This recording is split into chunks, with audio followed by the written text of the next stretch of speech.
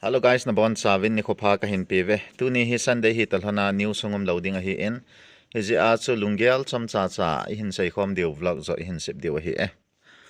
To a hi ki gel tu pi pi ni hi le. Iti le sai kulanga ki chi in. Khamul nemul ho he ki hit hladem. Christmas ang hong nai ta in. Ipi ti le fresh ta in zal selen Christmas akimang dam ti hi aki gel tu pi pien loi khat na hi e. Thu hi ha sai lovin mi ching thu sai in point to point in sai yoten na cham cha holim naga na yoten a khat na ti jeng yoten a khat na hi kei ta banga hi awai pu tam ta yum diwa hi in awai pu hon di na sa bam na sa hi bam hin sai yovin lang awai pu ha na pian hi pi ham ti le I dina hi le I oi do in tin I tawa hi le I to do beta chi awai pu ha na pian hi e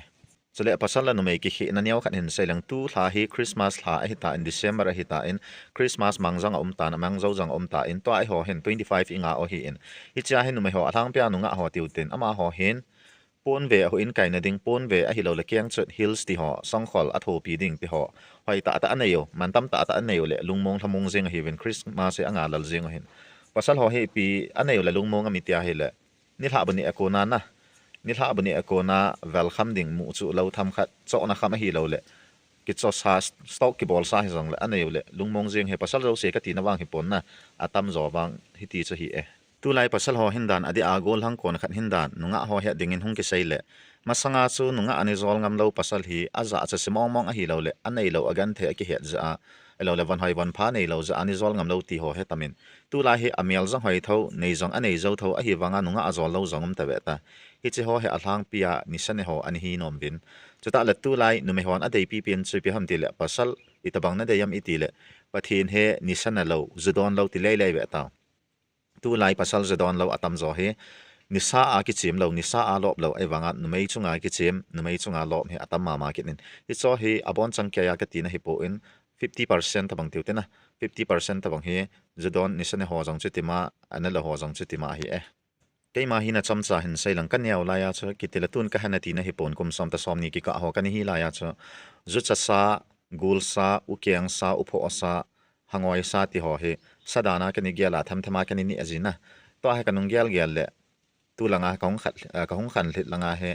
hoi ta kan ni ai te ji cho sa hi ka het pha na ke himi sanga wang pha ka ki sa na khat hin sei lang sum siki nei lawa jong lungmong sela sum ni ho dana ko thei he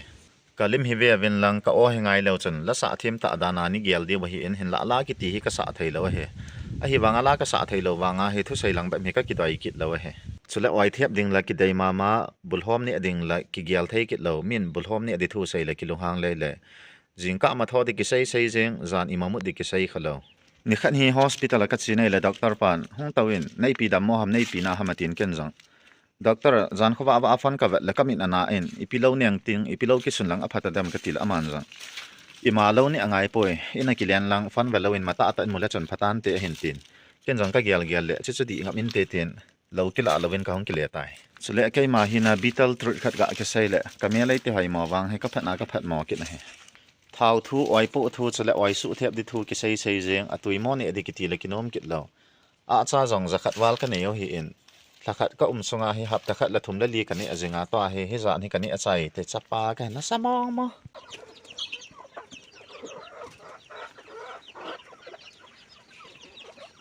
hi chi hi thing phunglen ta hi in ana jong tam ta omin tu la huya lan ji la ana pul lai ta hi je na na hong hi le he che ho in chunga hina chu ji in kwatrong ti jeng ji in he chu pi ja ka se ham ti le he chi thing na hui na hin siam ji a tin chunga hong chu a hong gin ji hin ka niu sima so boi ji in ke ang ka lung hang ji in bang la to la ka khat ji le ka khat jo si ka ki khat pom ga ma he te lai la ta hi sal gu nei tai cha pa ki so simang ma ve ven ka sei chong hikit tai so ka sei he nang hui na semen lang a khon khi za ki ta ve na he hi cho he na khan hi tin chunga hung chu lang la korong ti jeng he tin chunga hung ki thol ji news gan thei ta in sima na nan kan ki sim tu gu ne ti lama ho tin chunga hung khi wa korong an ti ji pha na la ki tha pat ki ji ai a ka lung hang ji a to la bang la te bol la ka khat ji la ka khat yo si ka ki khat bo gam de ta che pi na bol kit ta pum ka hui pum ki ti ji นี่คุกิคุยแม่ดานฮะ นี่กี่คุยแม่เหี้ยที่มีสินาคุยดิเหี้ยมีสินาคุยเขียลาจะคุยปุ่มกี่ มีสินากิคุยจะหอยให้ขนากิคุยหอย มาสังเมียนมีสิงนากี่คุยจะตาให้โวลุยที่ลงทะเลียนเลียนะคุยปุ่มกี่คุยกิน กิเฮดอจีละฮะอันนั้น มีสินามา ฮิตาขนากิคุยจะ ไอ้สิเฮจิละคุยปุ่มกิติสุปุ่มกี่คุย กิเบียพะเลยกิเฮดอเมียลสิจีละฮะ ไอ้สิหัวหอยนี่ ปีปูนให้ไตที่เจียมทั้งคำตังใช้ปีขุบเจียมบ่คือก็เห็นนะคำตังแค่ละใช้ปีขุบตะกี้แล้วทิมทั้งนั่งคุยตะบังให้กิดตายเลย นั่นแหละใส่ปีหัวหน้ากี่หัว